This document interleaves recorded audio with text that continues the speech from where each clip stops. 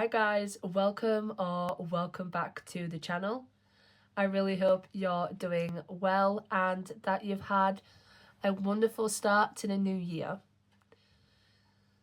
I've not been in front of the camera for so long and it feels really great to pick it back up again. I've missed this community so much and we have quite a bit to catch up on too. So since I've been gone, I went to my first horror convention. I met Devon Sauer. I met Nick Castle. I also had the lovely opportunity to meet Roger L. Jackson. And it was just a fantastic experience. I've also become a writer for a website called Film Focus Online.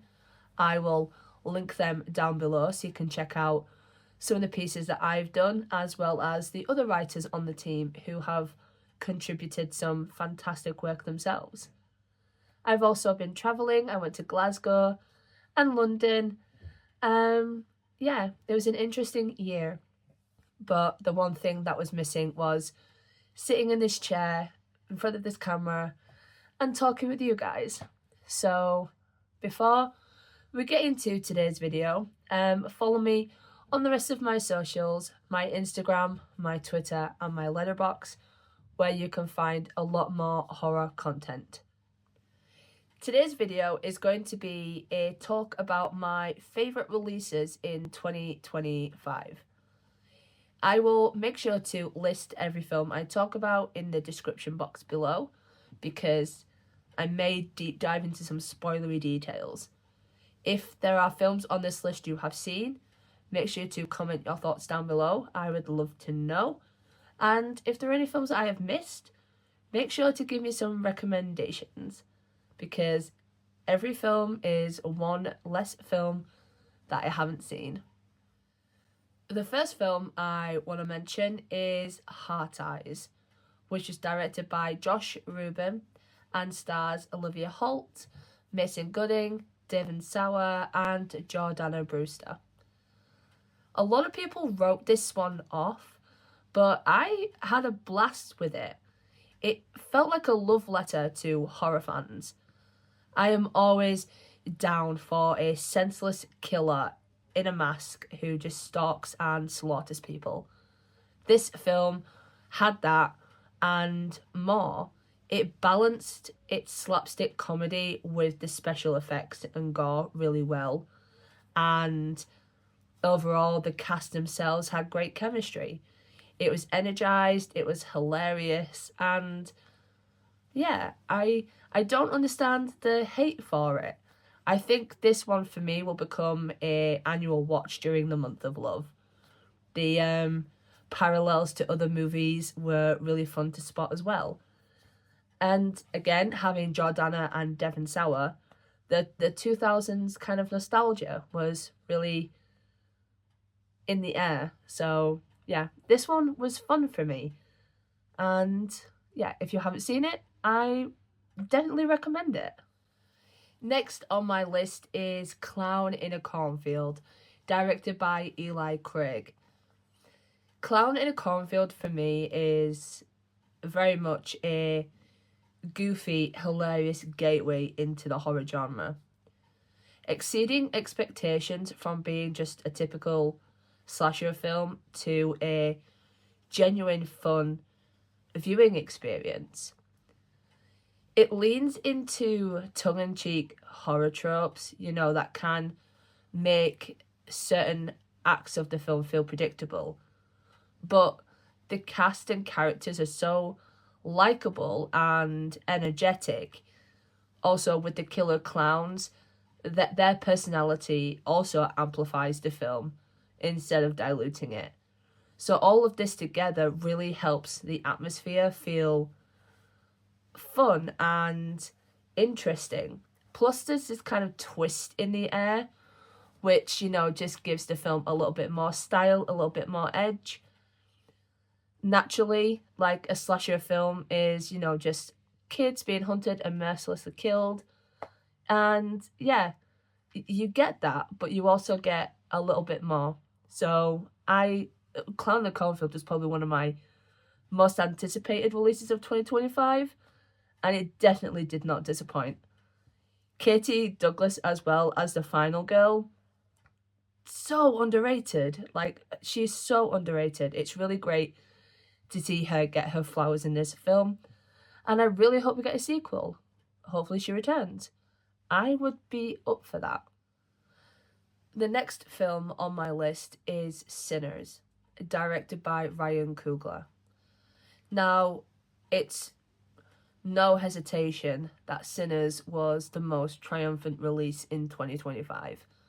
It's a triumphant spectacle of original filmmaking, a gloriously unhinged battle of will against the dark and light, society and opinion, temptation and sin.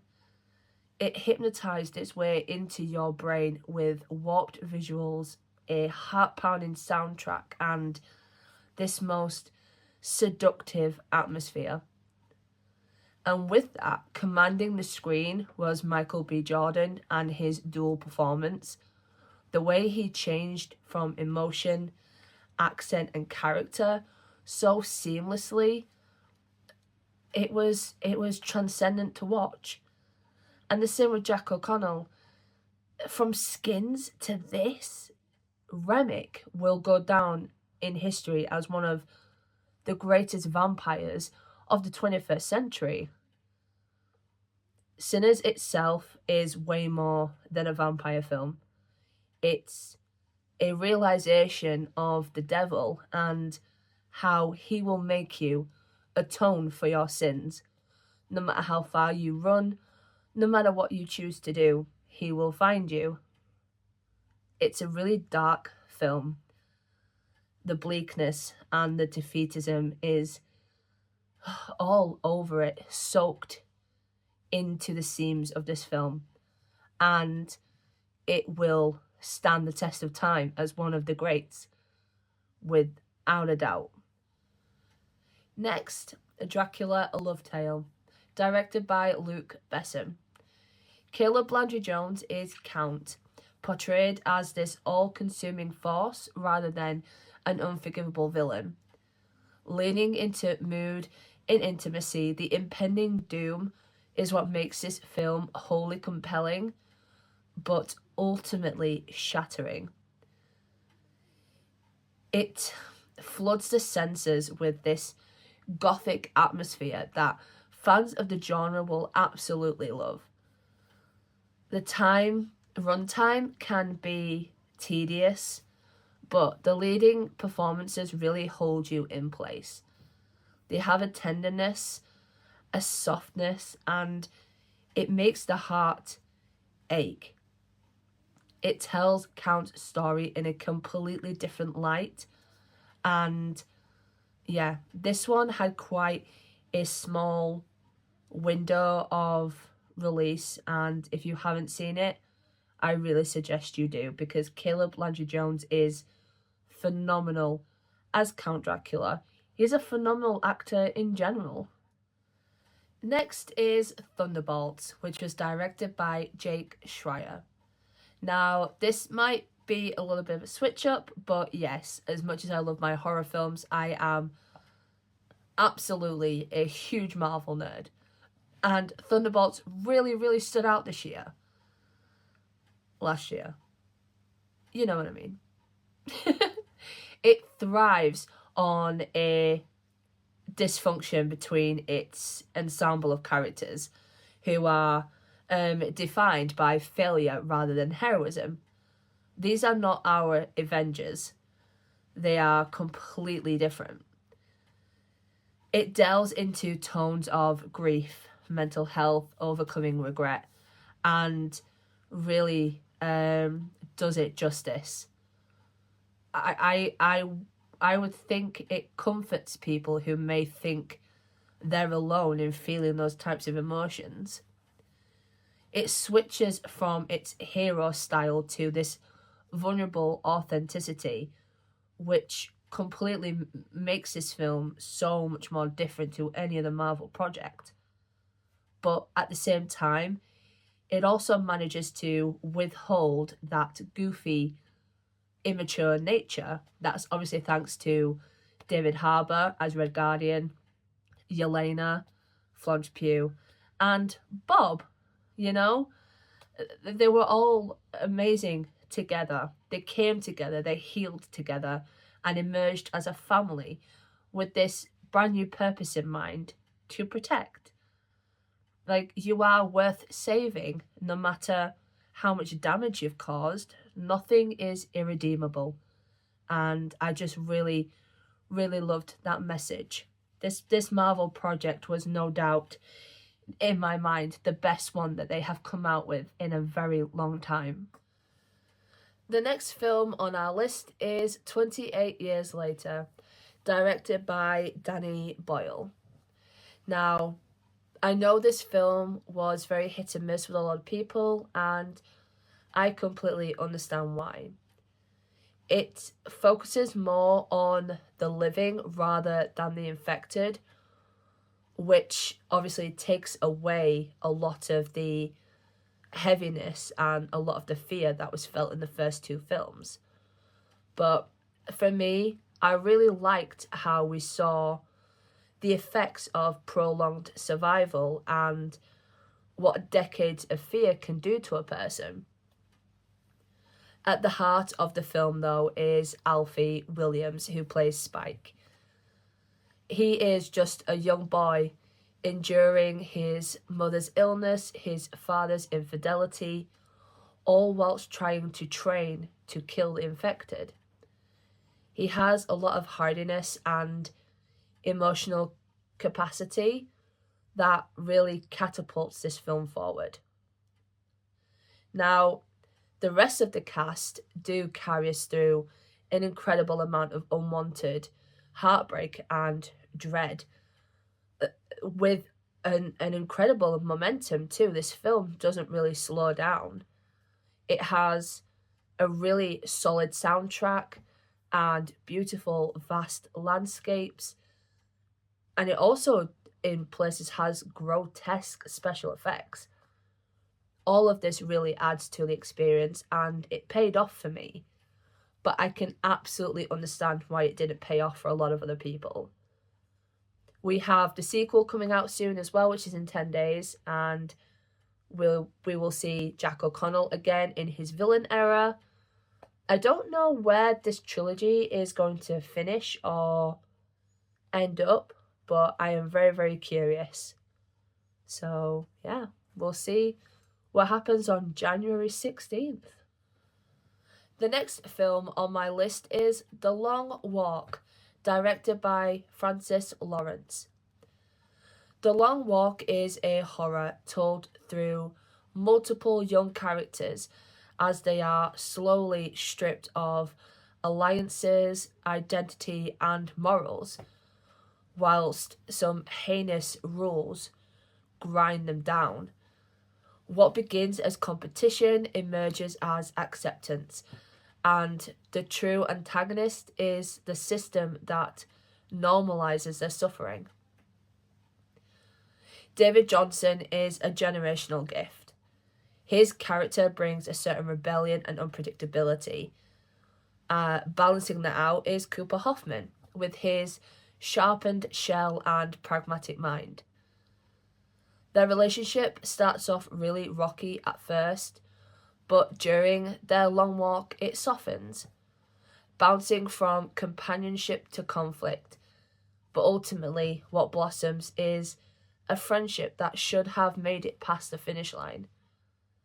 I left my screening feeling incredibly heavy after watching The Long Walk. It wasn't at all what I expected, but the adaptation was done incredible justice. You see so much heartache, so much injustice, so much suffering, but the camera and all of the cast really keep you involved and keep you engaged. I know you're just following a bunch of kids down the road, but it feels so much more than that. We're getting down to the final three now, and in third place is Weapons, directed by Zach Cregger. Weapons is indeed a significant step up from Barbarian.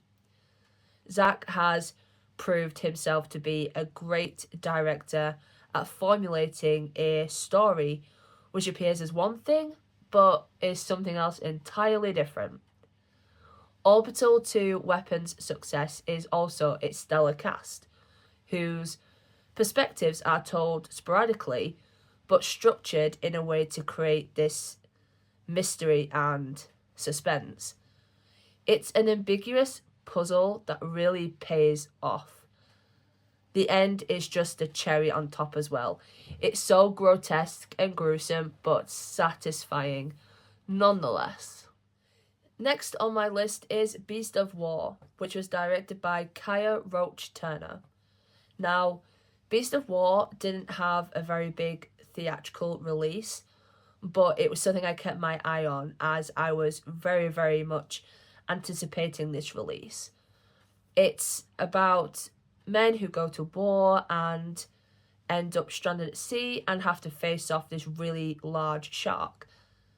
All of this happens from a small raft, and that might not sound great, but it's incredibly intense.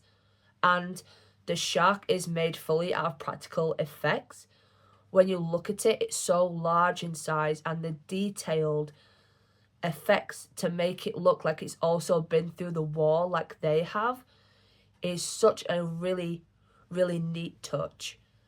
It's monstrous and ducks in and out of the water with such a stealthy agenda.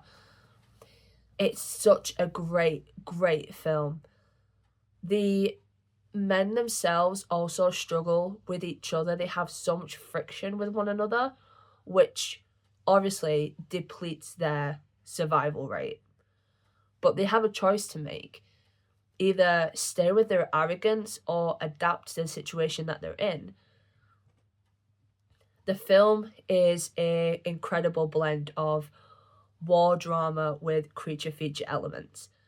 There is so much gore, so much tension, so much blood, and it practically stains the water.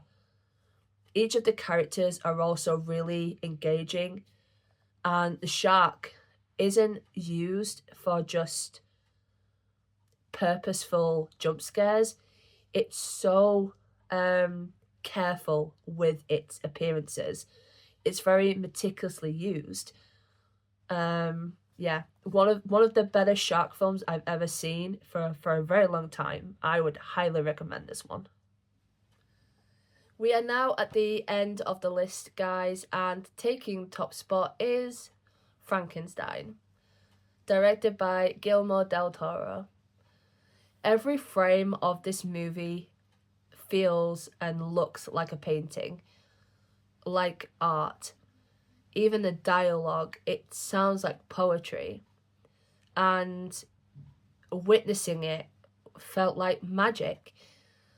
To me, anyway. It was everything I hoped it would be. Guillermo knows how to write a tragic monster and a beautiful woman. Take a look at Pan's Labyrinth, Shape of Water. This is his world. And I am so grateful to be able to witness his craft, his imagination. Frankenstein was just such a beautiful piece of storytelling. Bringing the characters to life. First we have Jacob Elordi as the creature. Coming from the Kissing Booth to this is quite a trajectory. He was unrecognisable but profoundly magnetic. Coming in so soft and then in the end appearing a little bit rough after all of the neglect and rejection. We have Mia Goth as Elizabeth, who embodied such a grace and tenderness, an understanding that the creature longed for. As fleeting as their connection was, they were the absolute heart of this story. And then you have Oscar Isaacs as Victor, who you come to hate. But it wasn't his fault. He mirrored his father and just wanted to play God. He learned from his mistakes, and the reconciliation in the end is very, very bittersweet. But that final shot of the movie where you see a creature face the sun, forced to live this world eternally alone, is so painful. Like, I get emotional just thinking about it, but it was executed and written so perfectly. Yeah, this has to be, in my opinion, the monster film of the decade. So there we have it, guys. Those are my 10 favourite releases from 2025. If there are any films on here that I have missed that you would like me to check out, give me some recommendations. Or if you liked any of these movies on my list, let me know your thoughts about them down below too. Give this video a thumbs up, don't forget to subscribe, and follow the rest of my other socials so you don't miss when I next post. Also, on my Instagram, you can keep up with my physical media collection. I am currently up to 872 right now. We are on the road to 1K. Maybe we can make that happen. But until then, guys, I will see you in my next video. Stay safe, stay happy, and stay healthy. Bye.